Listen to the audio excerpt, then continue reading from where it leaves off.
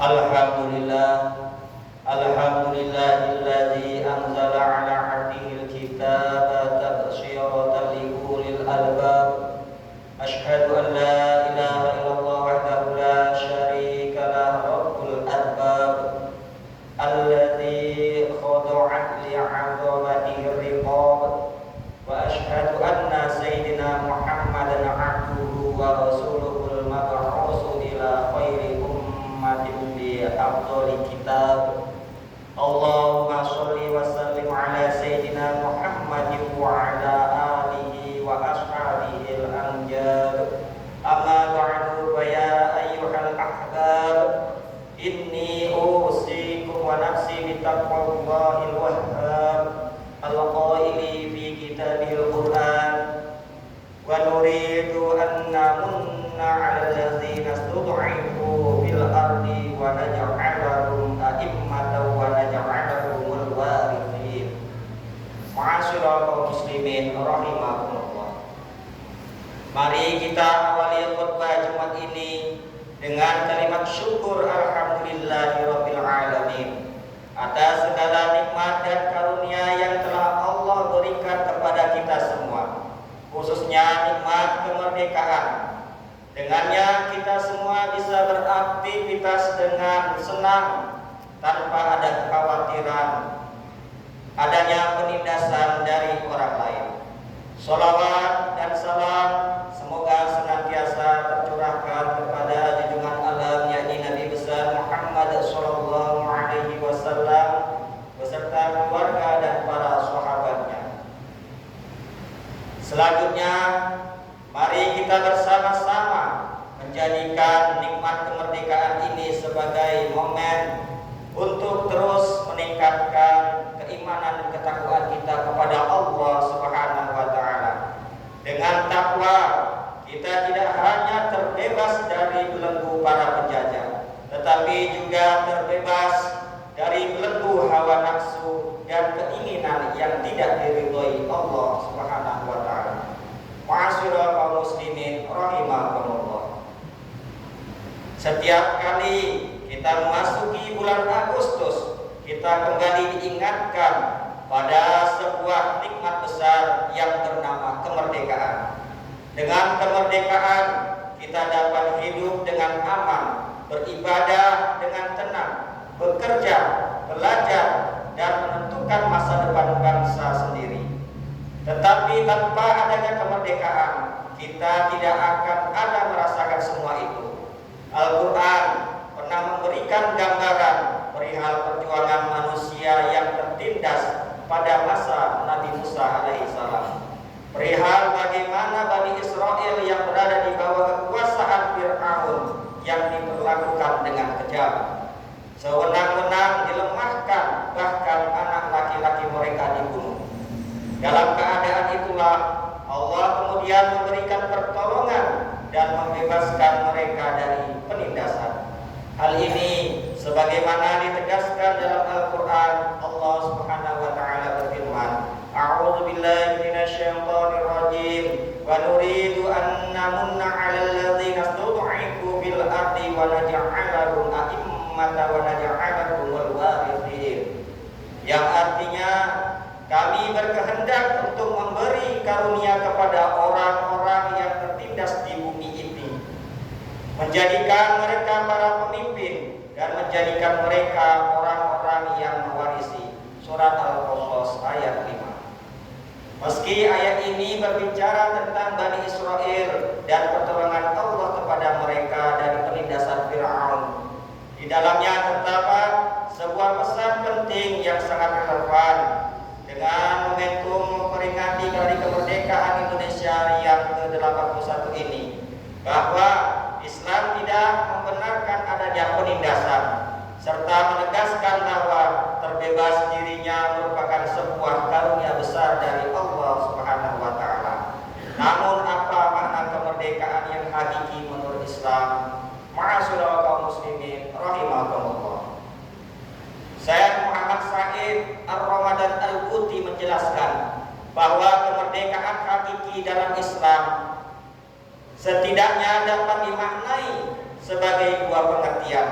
Yang pertama, kemerdekaan fisik, yaitu ketika seseorang memiliki kebebasan untuk menentukan sikap dan tindakannya tanpa adanya paksaan maupun penindasan dari pihak lain. Hal ini sebagaimana dijelaskan oleh Syekh Ramadan Al-Buti dalam kitab Al-Hurriyatul Insan.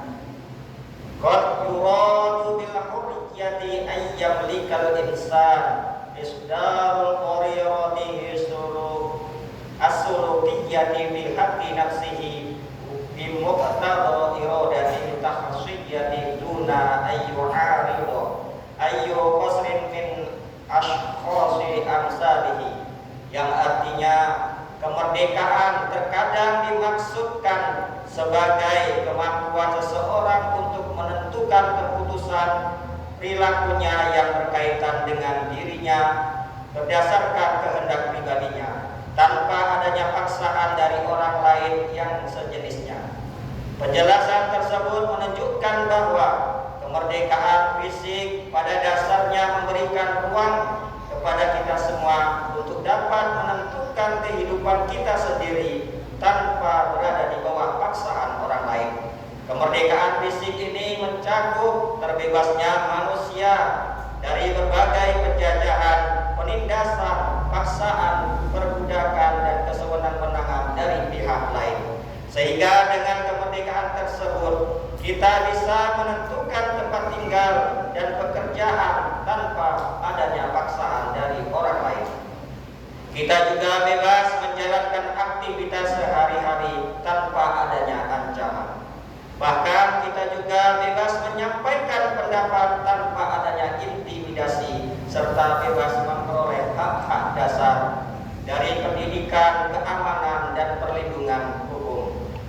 Kemudian yang kedua, kemerdekaan non-fisik, yaitu kemampuan manusia untuk mengendalikan dirinya sendiri serta menyelaraskan keputusan akal dengan keinginan jiwa, sehingga muncullah keputusan yang tidak didasari oleh hawa nafsu.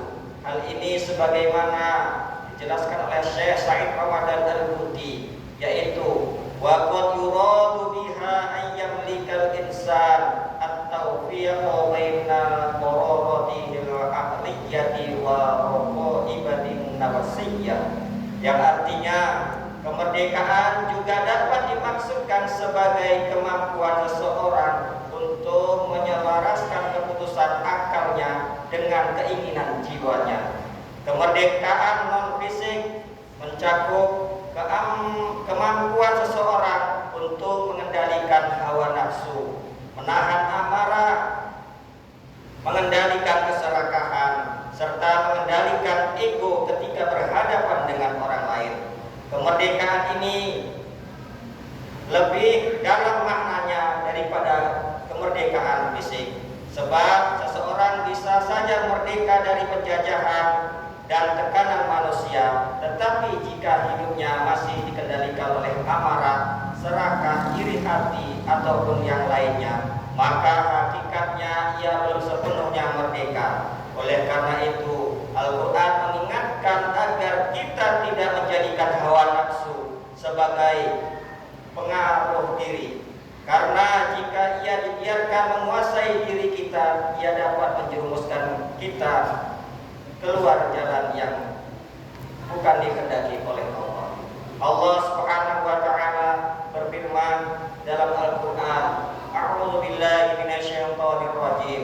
Wa la tattabi'il hawa fayudillaka 'an sabilillah. Yang artinya, dan janganlah mengikuti hawa nafsu karena akan menyesatkan engkau dari jalan Allah. Surat As-Sadd ayat 26. Ma'asyiral kaum muslimin rahimakumullah.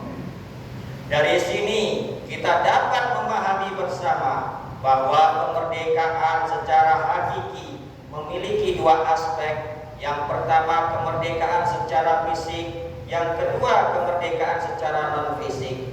Kemerdekaan pertama membuat manusia tidak hidup di bawah penjajahan dan kesewenang-wenangan manusia lain. Sedangkan kemerdekaan yang kedua membuat manusia tidak menjadi budak dari keinginan dirinya sendiri. Namun pertanyaannya sekarang, sudahkah kita benar-benar merdeka? Sudahkah kita terbebas dari penindasan dari pihak lain, dari kesewenang-wenangan, khususnya dari pemerintah, dan perlakuan tidak adil dari segala bentuk tekanan yang merampas hak rakyat?